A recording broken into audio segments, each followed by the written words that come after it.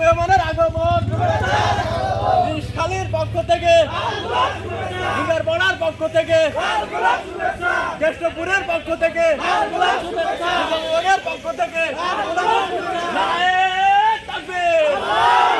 জনাব বাবুল হোসেন, আমি ভাইকে ফিতে কাটার মধ্য দিয়ে এই অফিসের উদ্বোধন ঘোষণা করার জন্য সবিনয় অনুরোধ জানাচ্ছি।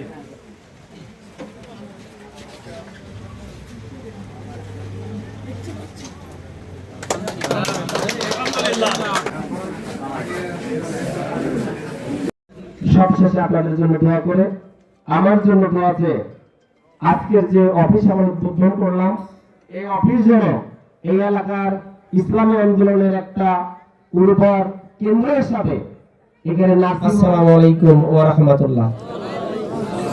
প্রথমে আমি আল্লাহ তাআলার কাছে শুকরিয়া আদায় করছি যে মালিকের ইচ্ছায় দীর্ঘ প্রায় 16 বছর আওয়ামী ফ্যাসিস্টরা বাংলাদেশ জামাত ইসলামী এবং ইসলামী ছাত্র শিবিরকে নিঃশেষ করে দেওয়ার জন্য এমন কোন হীন চক্রান্ত ষড়যন্ত্র নেই যেটা আমাদের উপর করে নাই। কিন্তু আল্লাহ তাআলার ঘোষণা যে ওরা যাই করুক না কেন আল্লাহ তাআলা তার নূরকে প্রতিষ্ঠিত করবে, এটা ওয়াদা কার ছিল? আল্লাহ। বাংলাদেশ জামাত ইসলামী হরিণাকুণ্ড উপজেলা শাখায় 2013 সালের 3রা মার্চ বিশেষ এক প্রেক্ষাপটে একজন পুলিশ ভাই মারা যায়। তারপরে অত্যাচারের স্টিম রোলার আমাদের উপরে একেবারে খড়গহস্ত হয়ে নেমে আসে।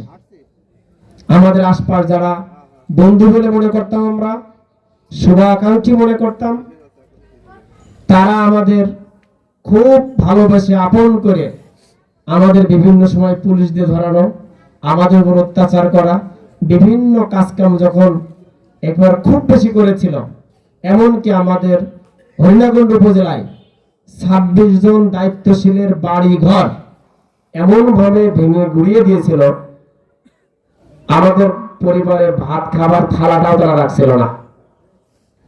আলহামদুলিল্লাহ, যে বাড়িগুলো ভাঙছিল প্রত্যেকটা বাড়ি যে অবস্থা ছিল তার চেয়ে আল্লাহ তাআলা কয়েক গুণ বেশি বাড়ি, মানে ভালো ঘর বাড়ির ব্যবস্থাপনা সেখানে করে দিয়েছে। আলহামদুলিল্লাহ, সবচাইতে বেশি অত্যাচার করছিল আমাদের 2025-26 সেশনের জন্য যিনি সেক্রেটারি হলেন, তৎকালীন সেক্রেটারি ছিলেন আমাদের মাস্টার ইদ্রিস আলী ভাই।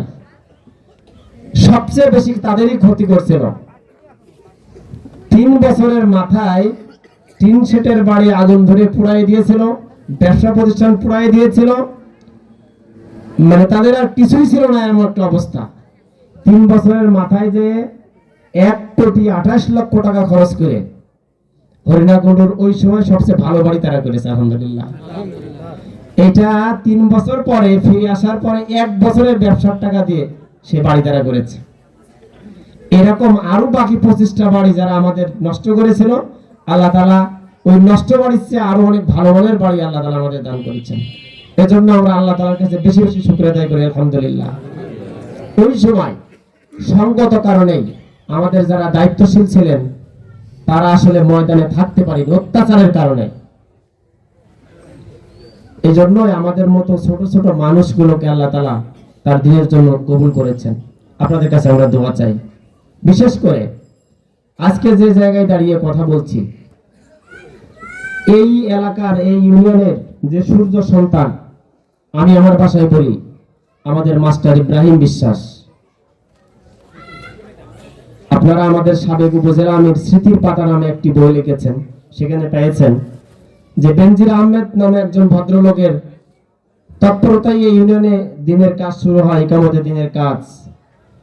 কিন্তু কাজটা ভালোভাবে এই ইউনিয়নে প্রতিষ্ঠিত হয় আমাদের মরহুম ইব্রাহিম বিশ্বাসের হাত ধরে। সেই লোকটাকেও এই জাহেলরা এলাকায় থাকতে দেয়নি।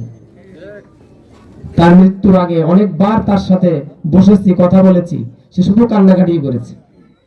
এরকম ভাবে এই ইউনিয়নের সাবেক চেয়ারম্যান, জাতীয়তাবাদী দল বিএনপির উপজেলার সভাপতি, বারবার নির্বাচিত চেয়ারম্যান আবুল হোসেন মাস্টারকে তার নৃশংসভাবে হত্যা করেছে।